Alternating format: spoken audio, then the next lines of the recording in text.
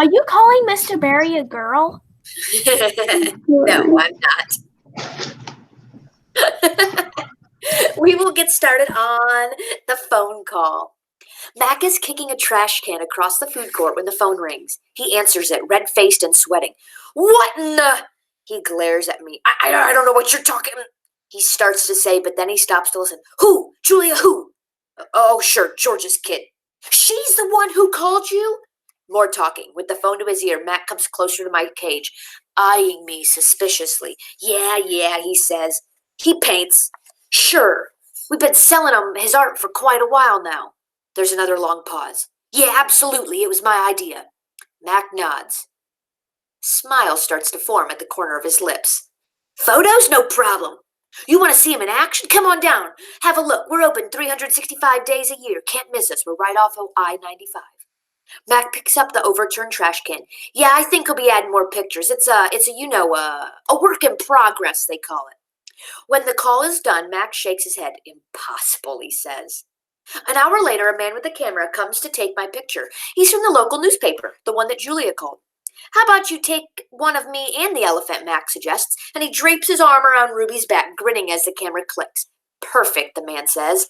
Perfect, Mac agrees. There's Mac and Ruby. I'm not sure we've actually seen a picture of Mac yet. I always envisioned him as older than that.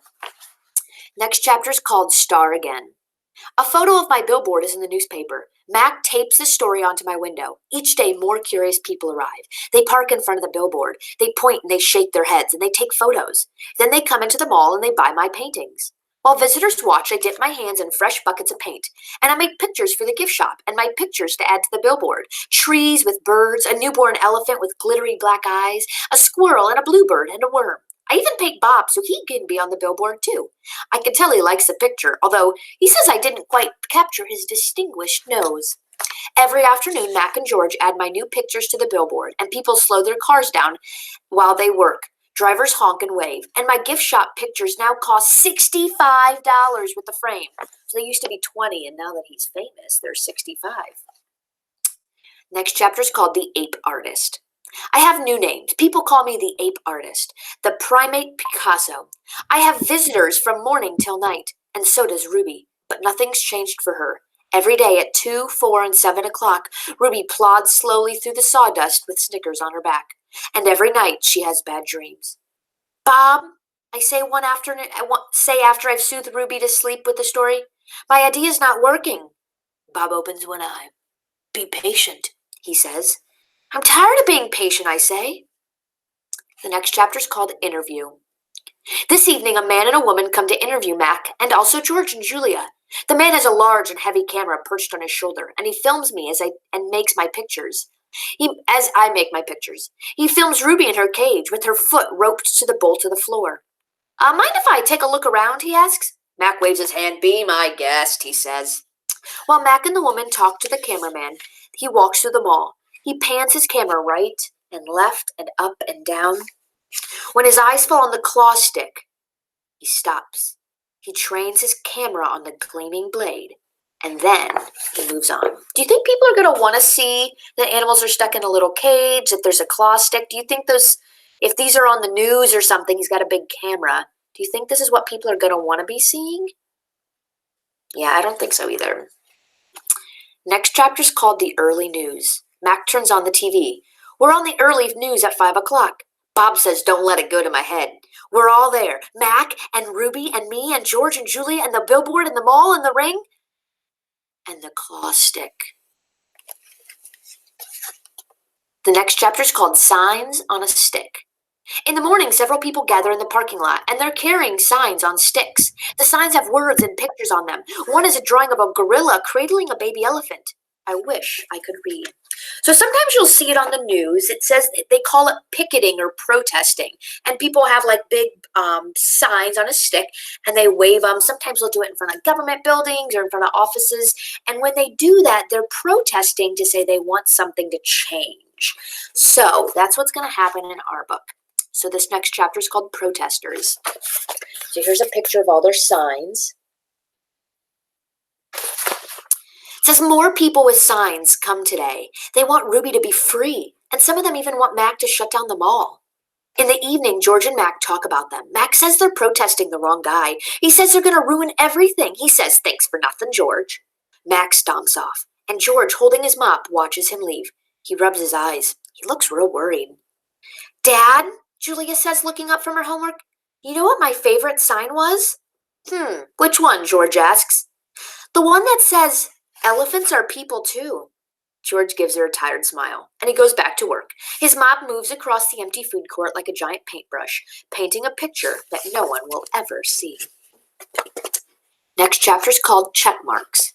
A tall man with a clipboard and a pencil comes to visit. He says he's there to inspect the property. He doesn't say much, but he makes many check marks on his paper. He looks at my floor. Check. He examines Ruby's hay. Check. He looks at our water bowls. Check, check. Mac watches him, scowling. Bob is outside, hiding near the dumpster. He does not want to be a check mark on that paper. Next chapter's called Free Ruby. Every day, there are more protesters and cameras with bright lights. Sometimes the people carry signs and shout, "Free Ruby! Free Ruby!" "Ivan," Ruby asks, "why are those people yelling my name? Are they mad at me?" "They're mad," I say, "but not at you." A week later, the inspector man comes back with a friend, a woman with the smart, dark eyes like my mother's. She has a white coat on and she smells like loba blossoms. Her hair is thick and brown, the color of a rotten branch, teeming with luscious ants. Can you imagine if someone said, "Oh, your hair's so gorgeous, it looks like a rotten branch full of ants"? But remember, Ivan would think that was like a good thing, right? Because he would want to eat that. But I don't think as humans we want someone to say our hair looks like a rotten branch with ants. She watches me for a long time, and then the woman watches Ruby. She talks to the man, and they both talk to Mac. The man gives Mac a sheet of paper. Mac covers his face. He goes into his office, and he slams the door. The next chapter's called New Box. Something strange is happening. The white coat woman is back, and now there's other humans. They place a large box in the center of the ring. It's ruby-sized, and suddenly I know why the woman was here. She is here to take Ruby away. Here's the box. What are your speculations? What do you think is going on? Who might that woman be? What's this box? What's going on? Kira, what do you think? I think that she's from the zoo because there's a symbol of a giraffe, and when later in a chapter, Julia said that there was a picture of a giraffe, which meant there was a zoo. Oh, nice memory. So it was actually, I think when Ivan was watching TV, it was an ad, right? Yeah. But he did see a picture of a giraffe in a circle. Nice memory. Joss, what do you think? I kind of think the lady is a zoo inspector. Okay, so you think she's a zoo inspector as well? So do you think things are going to go well or things are going to go bad? Well, I think Well, okay. Next chapter is called Training. The woman leads Ruby to the box. She places an apple inside. "Good girl, Ruby," she says kindly. "Don't be afraid." Ruby inspects the box with her little trunk, and the woman makes a clicking sound with the little piece of metal that she's holding in her hand. She gives Ruby a piece of carrot. Each time Ruby touches the box, she gets clicked and a treat. "Why is she making that clicking noise?" I ask Bob. "They do that to dogs all the time," Bob says. I can tell he doesn't approve. It's called clicker training. They want Ruby to associate the noise with the treat, and when she does something they want, they make that noise. "Great job, Ruby," the woman says. "You're a quick study." After many clicks and many carrots, she takes Ruby back to her cage. "Why is that lady giving me carrots when I touch the box?" Ruby asks. I think she wants you to go inside," I explain. "But there's nothing in the box except for an apple," Ruby says. "Inside that box," I say, "is the way out." "I don't get it," Ruby said, tilting her head. "See the picture of the red giraffe on the box? I think the lady's from the zoo. Ruby, I think she's ready to take you there." Ooh, Kira, you might have been onto something. I wait for Ruby to trumpet with joy, but instead, she just stares at that box in silence. I'm not sure you understand. That box might be taking you to a place where there's other elephants, a place where there's more room and humans who care about you. But even as I say the words, I remember with a shudder the last box I was in. I don't want a zoo, Ruby says. I want you and Bob and Julia. This is my home. No, Ruby, I say, this is your prison. The next chapter is called Poking and Prodding. The lady comes again, and she brings an animal doctor with an awful smell and a dangerous-looking bag. He spends an hour with Ruby poking and prodding, and he looks in her eyes and her feet and her trunk. And when he's done with Ruby, he enters my cage. I wish I could hide under knot tag like Bob does. Instead, I do a nice loud chest beat, and after a moment, the doctors retreat and leave me. We're going to need to put that one under, he says. I'm not quite sure what that means, but I strut around my cage feeling victorious. So he beat his chest, and then they said they have to put him under. So what is this meaning? Izzy? They might have to kill Ivan. Okay, so they might have to kill Ivan. Joss, what are you thinking? I think that they're going to take Ivan away, but put him to sleep for just a little bit. Okay.